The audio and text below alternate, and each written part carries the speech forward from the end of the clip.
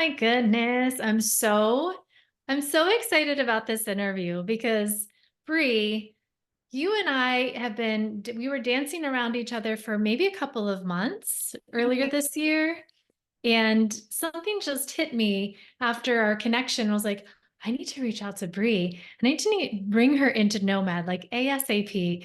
And you have just been inside of our nOMad community as our outreach manager for 2 or 3 months now. And my God, you're like I just said, you're like my angel here. And just, we're so happy you're here. But today we're just going to talk about you and what you're bringing to the world. So, welcome. Thank you, Phoebe. I feel the same. I was like, it's definitely one of those alignments that just effortlessly flowed. Mm. And being part of nOMad has been such a pleasure for me and so wonderful networking and chatting with everybody. Yeah, you just so belong. Like everybody who's in our community, I always feel like they belong. That's our one of our missions is to create that greater sense of belonging. But I just felt like it was like you dropped in and there was no beat. Like we never missed a beat. It was just like, yes, you got it. And I just love that. But I want to learn a little bit more about you because you have been just here in service to nOMad, but you and I haven't really had an opportunity to chat too much. I get a lot from your social media because you're rather active there. But I really want to share everybody who's listening on our podcast and the global retreat here about you. And so if you want to just share in a couple of sentences to start off, like what you're offering the world right now. Yeah, so I am a somatic activated healing teacher or coach, and I do a one on one session program that's 12 weeks. Mm. That one's amazing. You really just helps people tap into their center and to their energy and their power. And I guide it with the SAW method and a lot of Reiki. And then I also host retreats. So my big retreat that's annual is the Retreat to Paradise in Hawaii.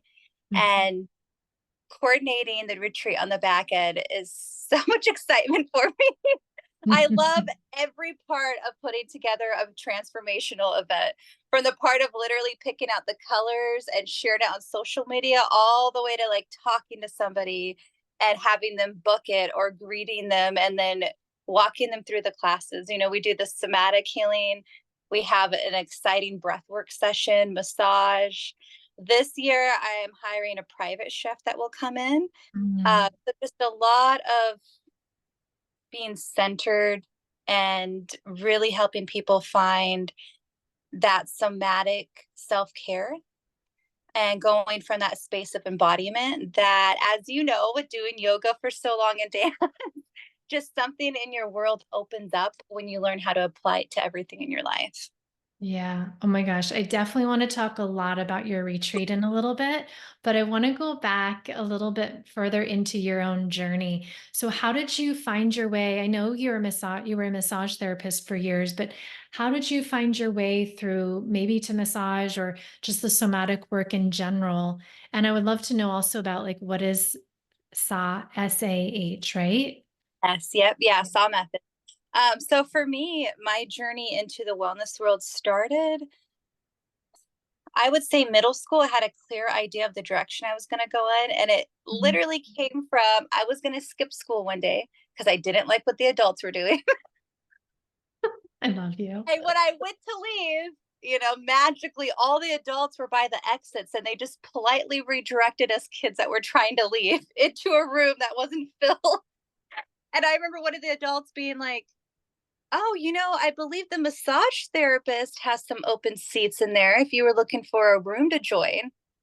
And I was like, "Ah, man," because I lived right next to the school. So sometimes I would just leave and go home.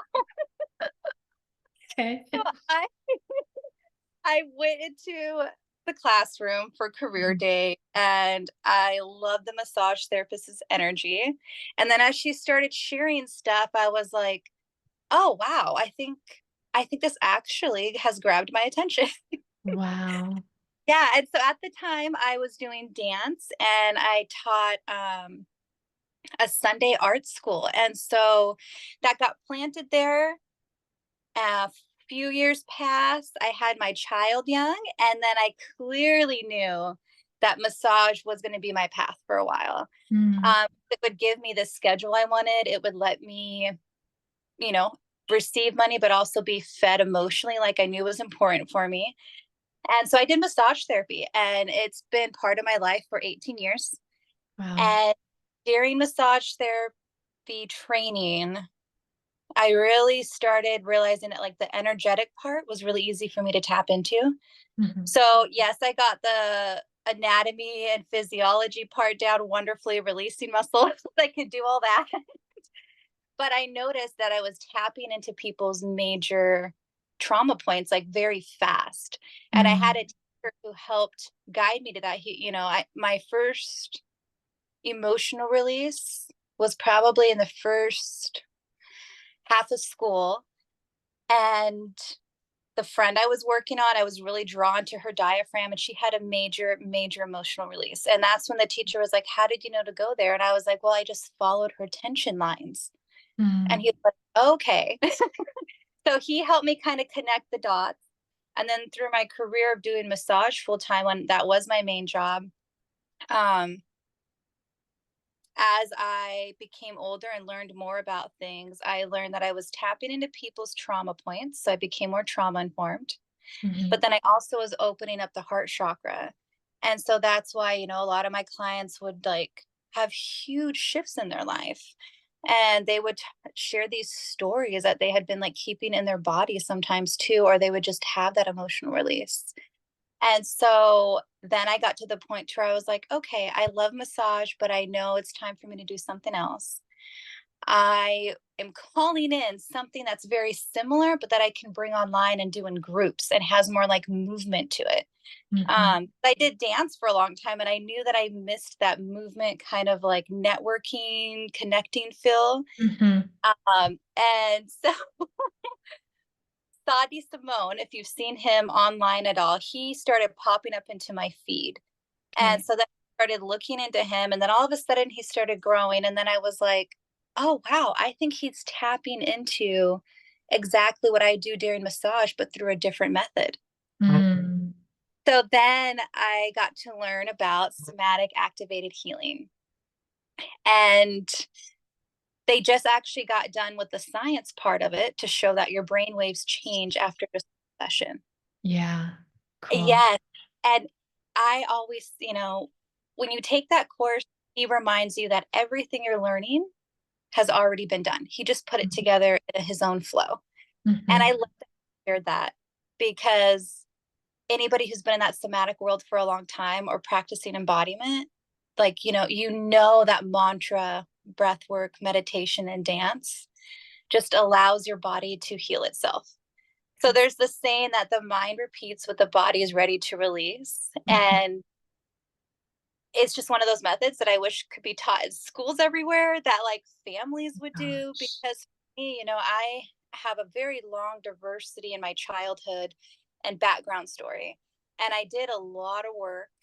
But when I was doing this, I was like, wow, if I would have found this instead of having everything come to me in pieces Yeah. in like, a couple years versus like a decade. And what I have noticed with my clients, and then what I read from other clients' input, and other coaches and teachers who are sharing this method, is people feel that connection and the release like right away. And Mm. my favorite feedback I've ever gotten was I had one client who was struggling with so many things, and she came to my retreat, but she goes, "You have something that helps people with alcoholism, and I don't know how to describe it." She's like, "But there's something that shifted in me to where I feel like that part of my chapter is done." Mm. And her life has totally blossomed.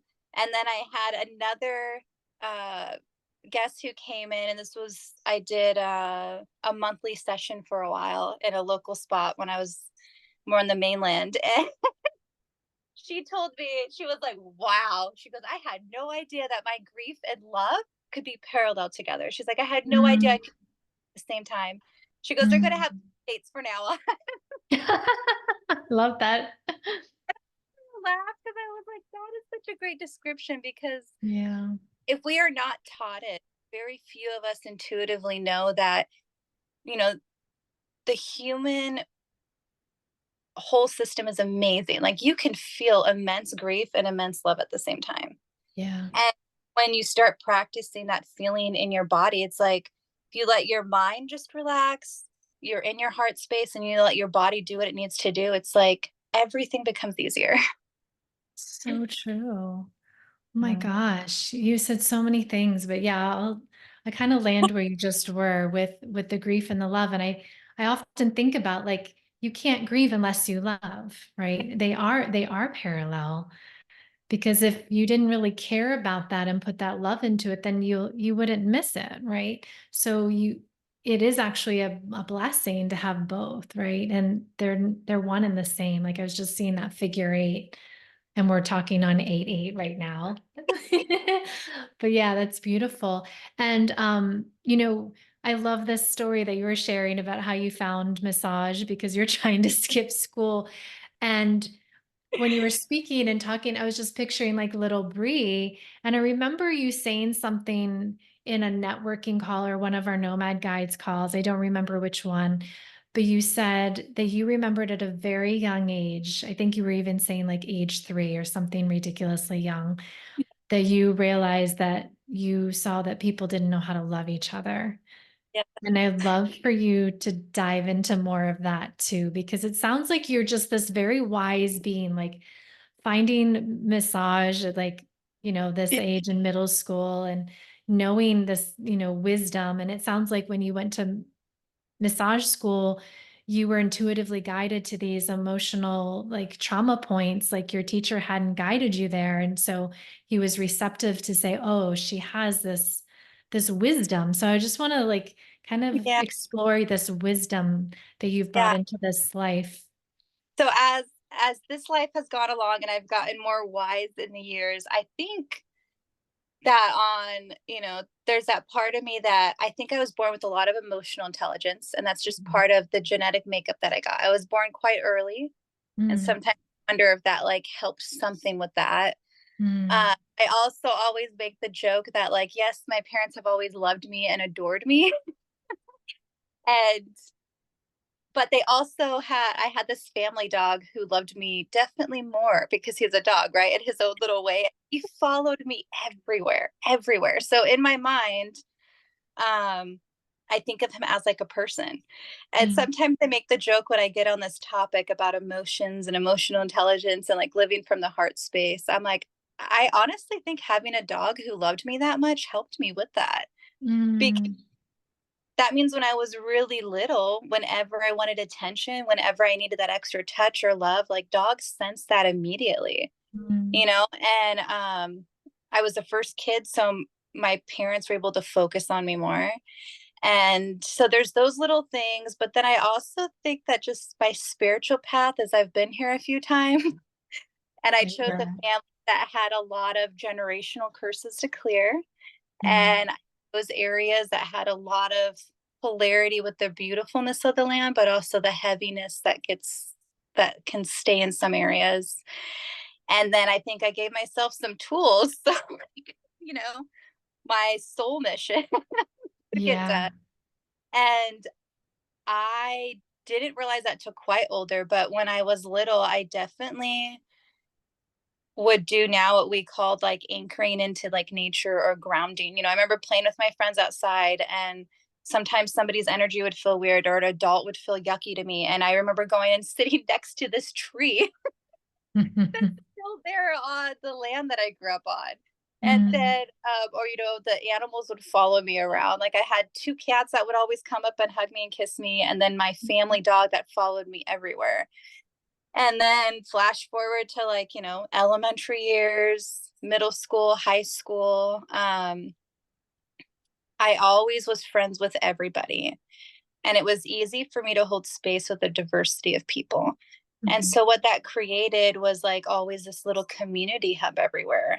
And I was pretty sad when I got older and I realized that a lot of the world doesn't know how to do community like that. mm, And I used to think it was just like everywhere. And then my friends started having children, and we started talking more, and they were like, Bri, I don't have the support you had. And I was like, well, I created the support I had, by like getting to know my neighbors, by inviting people to do things.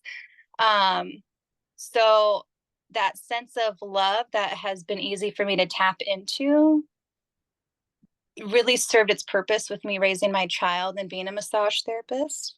Mm. And then in my personal journey, I had to learn some boundaries. And I think of love as like a kaleidoscope, like you can literally love anybody if you like adjust your kaleidoscope, because we've all looked through a kaleidoscope and you can keep adjusting it until it just makes you really happy. Yeah. Oh, I like that. Oh, I've never imagined love as a kaleidoscope, and now I'm going to. Yeah. Thank you for that. Yeah, and you were so what you were just speaking to, like this wisdom that you brought from many lives, it sounds like, and what you were speaking of earlier of like in relationship to Sa was you wish that you had found it, but you found it in little pieces throughout the way. And I feel like that is kind of the point, right? Like I wish that we were born with a handbook sometimes, like how to be a human. Yeah. But it's because they need your special ingredient. Like Brie is putting her own special sauce on like messages of wisdom and the science behind it and the genius behind it and the spirituality behind it. And it's all through like using your analogy of a kaleidoscope. It's like it's your own kaleidoscope that you're creating in a sense, right? Like to how you see the world. And yeah, just that kind of came all together as you were speaking. Yeah. And it's, if it goes down to the people that I chose to raise me, or my like siblings, or the community that I grew up in, I really learned at a young age to like read people's energy versus how they were portraying themselves to the world.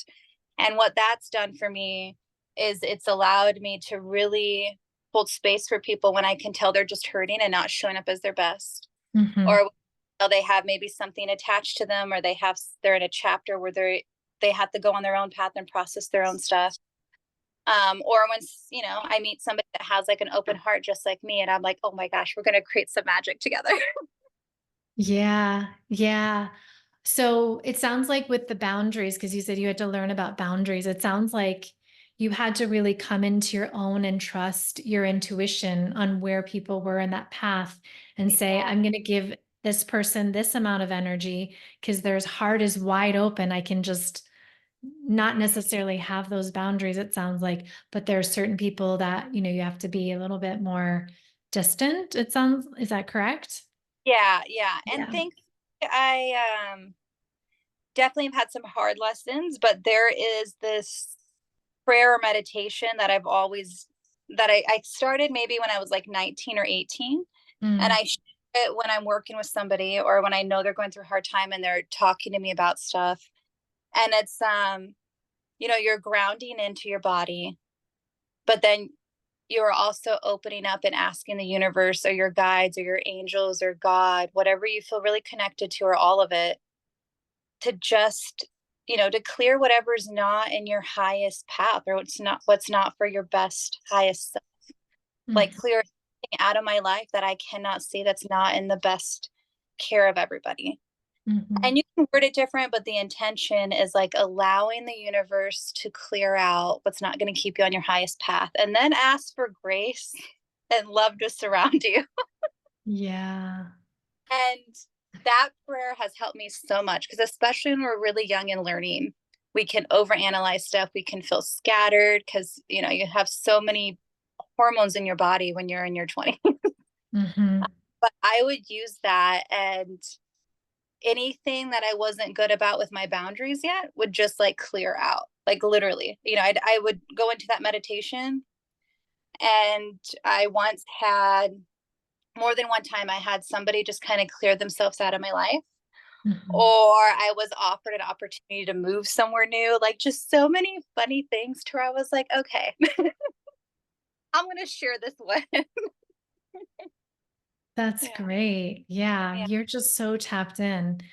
Um, What does it look what does it mean to like hold on, let me rephrase this question. I haven't started it yet, but I want to know a little bit about your journey of traveling and retreats. Like, how did you get that pull?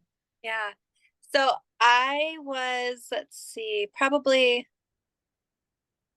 when I was quite younger and I had my son, I had this moment where I was breastfeeding him and I had a little vision of me working in circles. Mm, And I was like, okay, I'm pretty sure that was a vision. Not right now, but to come. And kind of in that space of thinking, like, what is my life going to look like? Like, I had a kid so young. I'm always going to be a little different than my peers in age and like my path in life. And so instead of worrying, I was just asking the universe of like, what's my bigger purpose? Like, what am I going to do in my midlife when my kid's grown? mhm, I kind of already had the sense I probably wouldn't have other children. And so that planted my first little seed.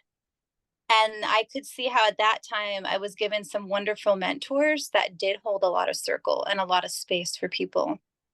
And then something happened in my so then I spent some time in areas that did a lot of community events. And I right. sold for a long time where I would like go to vendor shows and like do all that fun stuff. Uh, then in late 20s, I had a vision again that reminded me of like, oh, hey, there was something else that's coming along. Mm, And that vision was very strong. I was like around a lot of women. I could tell it was the circle. I could feel the energy of a retreat. And that's when I was like, oh, I'm going to do retreats at some point. and where were you at this point? Where were you living at this point? This point, I was living in Port Town. Well, actually, I was in Port Orchard, Washington, but I was visiting Port Townsend, Washington, where I graduated high school from, and I spent I spent about 15 years in the Olympic Peninsula. Okay. Vision was in Port Townsend, Washington, and that's where I graduated school from, where my child's first few years started at. And I was there with a friend who was in a large chapter of change in her life, and she had rented out one of these old, huge homes that you can rent there. It's a place called Fort Worden, really gorgeous, very like old feeling. But we rented out the house, had all these kids, all of us women there, and I was reminded of that vision. So then Mm, I started being like, okay, I'm open to that, and that feels right. And then my son got a little older, wanted to finish high school with his dad. I was waiting, and then it occurred to me, like, why am I waiting to move if I know I'm not meant to be here long term? Because it mm, was great, but I could feel that whenever I tried to create something, there was like a friction or a drop off. And mm. so then I sold everything and I moved to the big island of Hawaii, and everything just opened up for me very smoothly. And Wow. resident host at an inn. And when I was there, I met two ladies who held retreats, specifically one who was holding a yoga retreat. And she just kind of like took me under her wing and was like showing me things. And then I was like, Mm, oh, wow, I can do this. Like everything I've already done in life, like all these little events I've done, these circles yeah. I've been in, like I'm actually already doing this. I just didn't realize the other side of it. And Mhm. so I to make a joke that I was like, younger Bri thought retreat leaders were just like had money come in from other places or didn't have to work and just got to do retreats. Like I didn't realize that it can be an actual whole business. There you go. So that's when it really started. Okay. And then the saw method came my way. And then I just started sitting with the vision more and more. And I was like, okay, this is going to happen. And then I put out feelers to find a co host. Yeah. And a woman that I went to massage school with, who shares the same name as my child, her name's Kelly, she said yes right away, and that she had actually been calling in to do retreats herself. And I had Mm, a few people, but nothing quite lined up right. And mhm. so Kelly and I, we always joke that, yeah, there was a whole business part. I did the sheets, all the legal stuff. But when her and I chatted about the retreat, we really just kind of talked about the energy of it. And Mhm. it's an amazing group of women.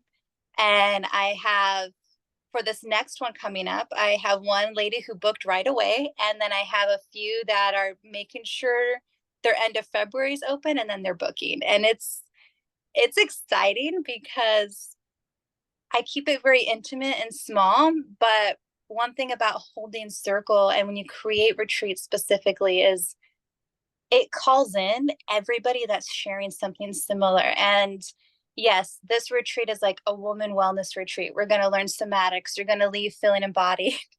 But there's another thing yet that we don't even know that's going to be there. Yeah.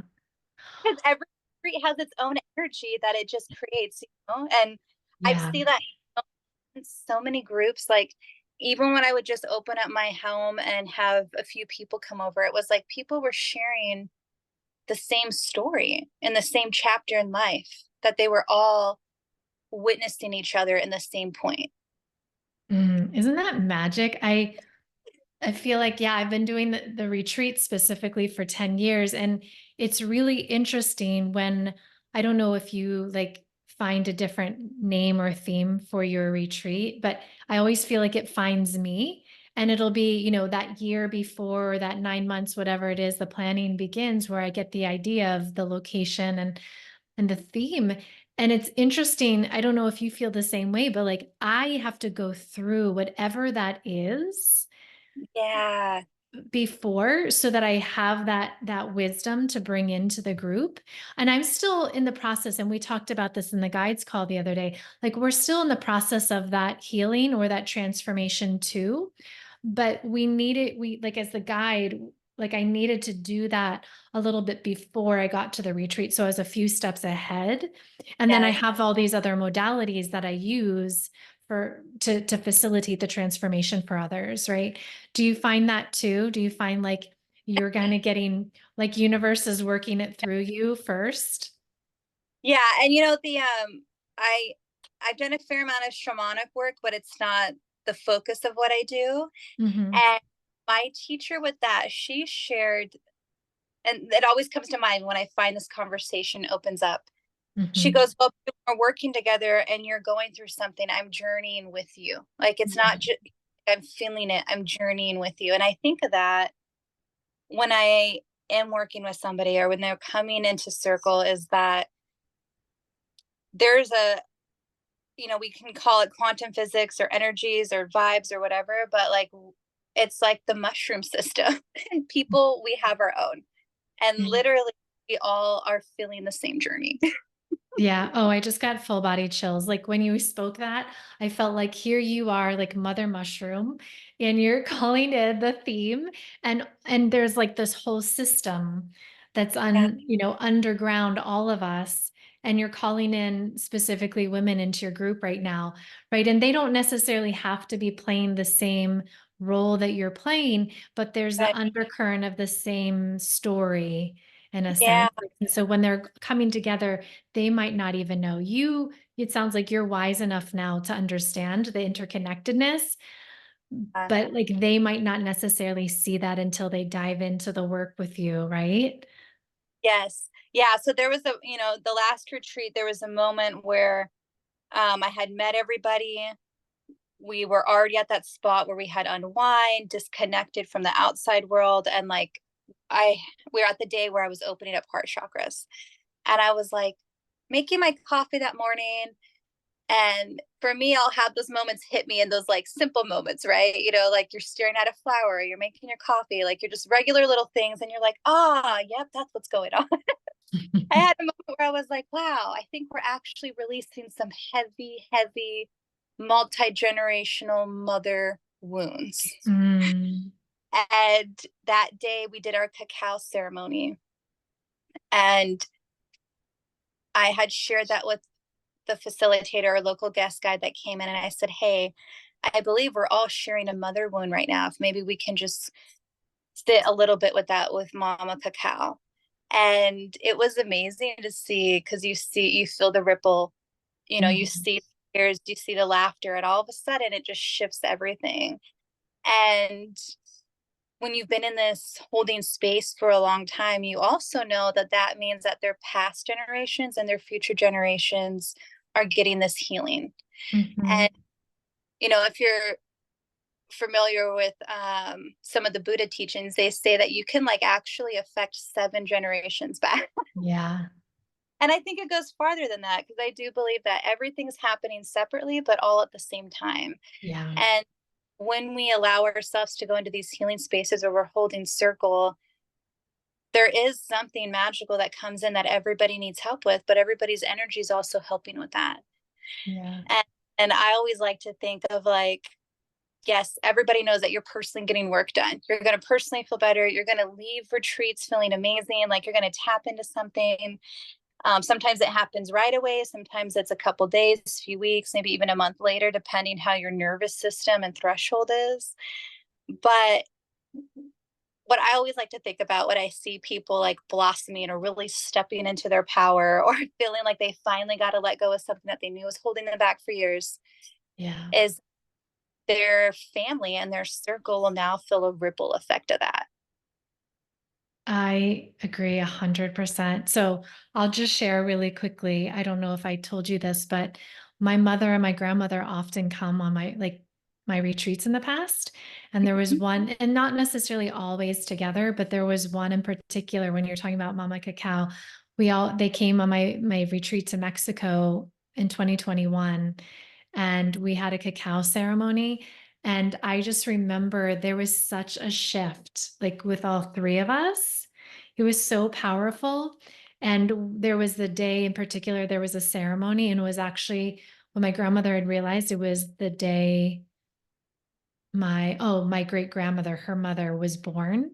And Oh, so wow. it just, yeah. And so it was just so wild because we like like they're not, my grandmother in particular, she's not one to like believe this. I fully believe what you're speaking into, the generations before and after. She's very much like, what do you mean? You can't heal the past. Like she doesn't, but she could not even deny it that day because it was just so powerful. So anyways, just felt like I wanted to drop that in there. That because everybody has them. Like when we were getting ready to sit and do Mama Cacao and I was turning out, making sure my phone was off, my brother actually messaged me and he said, "Hey, sis, I was just thinking about it, but I wanted you to know that I feel like our dad and his ancestors would be so proud of you right now." Hmm. And I would like kind of started crying because like my dad's roots is from Mexico and South America. And Wow. then that's where Mama Cacao comes from. And so when he had said that, I saw it on my phone. I kind of laughed and I shared it with the group. But I was like, that's all the little connections that are there. Oh my gosh, I feel connected to you in that moment too, just you sharing that. Oh my Yeah. goodness. Oh, Your okay. mom and grandma. What's that? Thanks for sharing that story too with your mom and grandmother because Oh I yeah. love somebody's like, well, I don't believe everything, you're saying, or I'm not on the same page, but I know something's happening.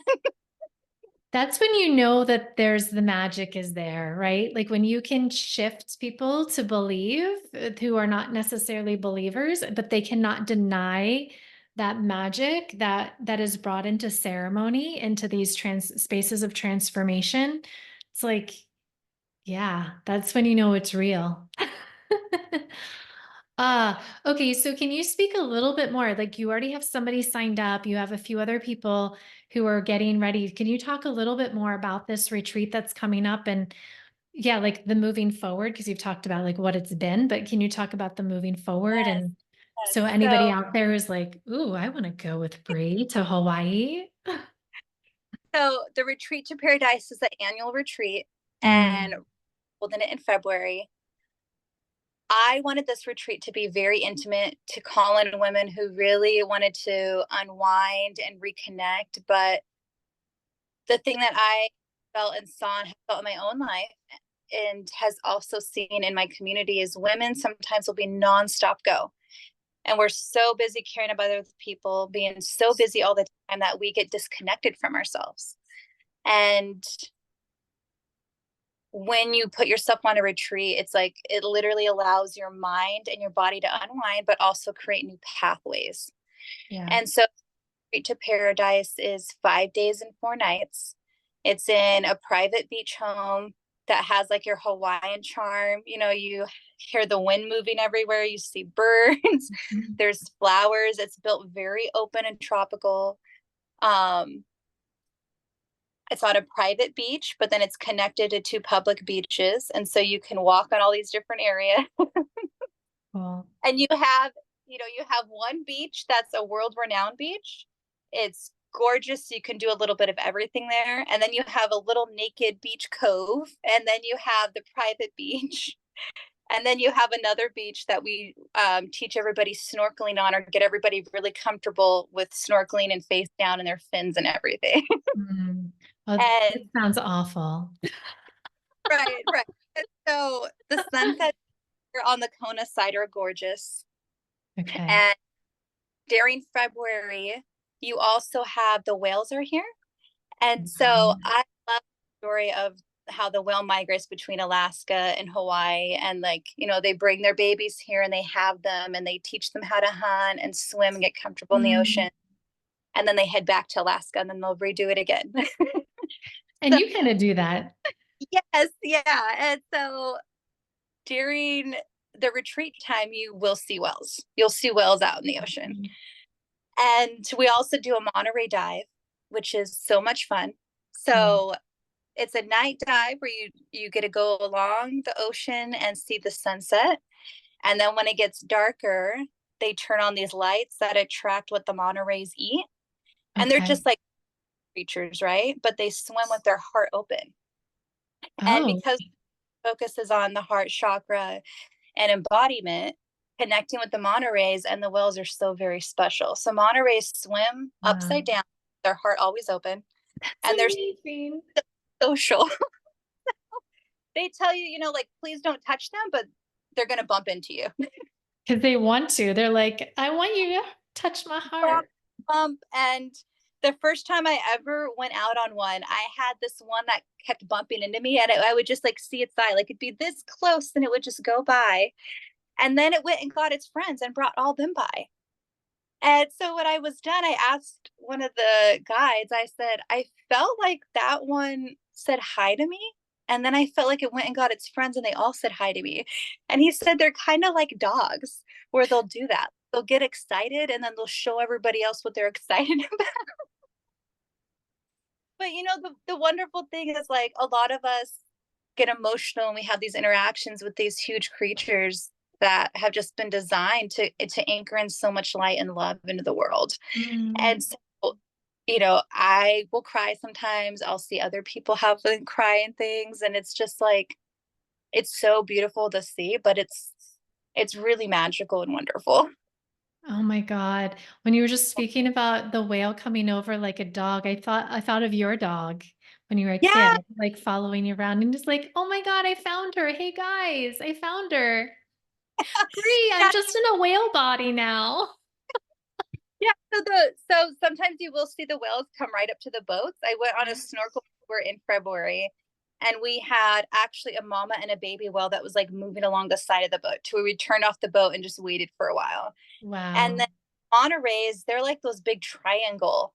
Yeah, Yeah. And those ones, that's cool. I don't remember the energy totally that they say behind them, but they're really fun to see. And you'll sometimes see other little fish at nighttime too, depending where you're at. And then in the sense of like what we host and experience is I have the daily somatic activated healing method, or SAW. We start that in the morning. So it's light movement. Sometimes we'll go more into movement. I'm going to read the energy of the group.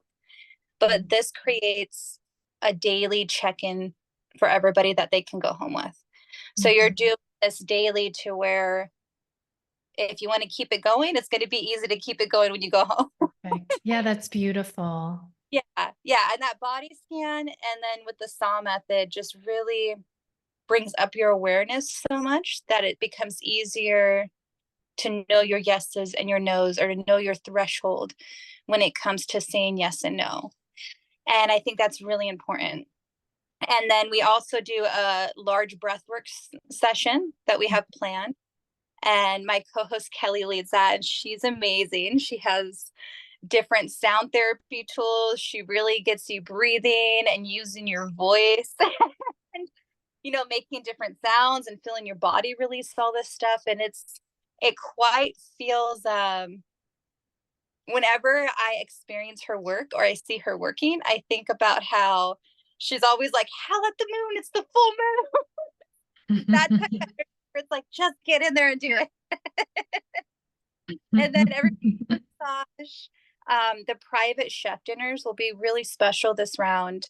Mm. And I also have our local guest guides coming back in. So two other women who live on island. One will come in and do hakus, which is the flower lace. And we do Mm. all those ourselves. And then hula. So she'll teach us to dance in hula. Oh my And God. Amazing.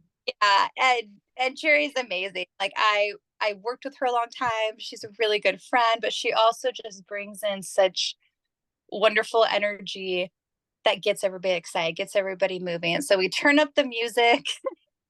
We have a lot of fun weaving and making hakus, and then go from there with dancing.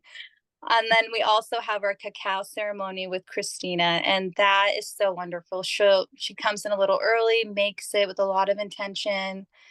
There's a lot of frequency therapy during that time also, and everything's done in circle. The hula, the ceremony, the saw method, the breathing. Amazing. So I I love have it. to do a journaling that moves along with each day on what we're touching into our body or our spirit or our mind. And I've noticed that journaling really helps us, right? It helps the actual physical, mental part of your mind wanting to analyze everything. Yeah. It give it something to do. Yeah. It's the Yeah. somatic practice in itself, like the physical writing of it, of whatever's coming up from here and here, right? Out on the paper. Yes. Yeah. Yeah. Wow, that's a powerful retreat you've put together. And it sounds like, yeah, you've been doing this for how many years already? This is my second year. This is your second year. Okay. You're like just throwing it around like, oh, I've been doing this. But I mean, it feels already Yeah.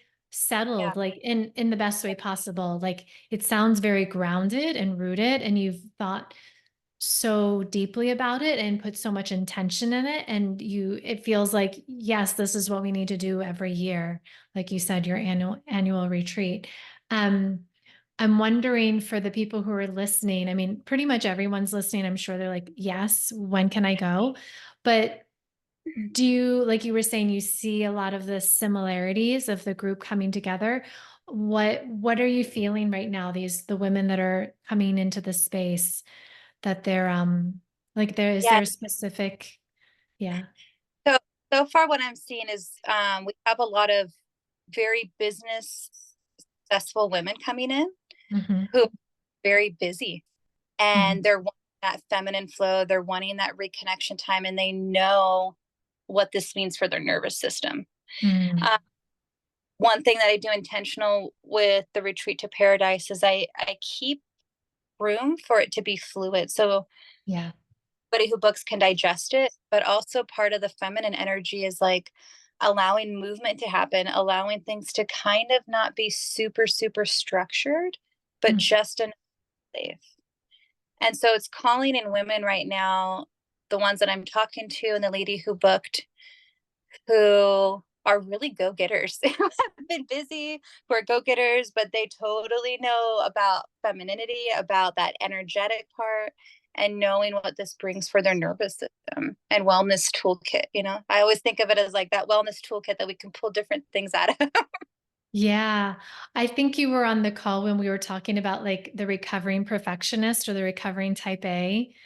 So Yeah. it sounds like a lot of those women, they're very like they've achieved a lot in their life. They are very particular and they have a drive, but they also know in order to be like holistically successful, they have to be allotting this time for you in Hawaii to like experience that more divine feminine nature of flow and just rest. And yeah. And women love adventure.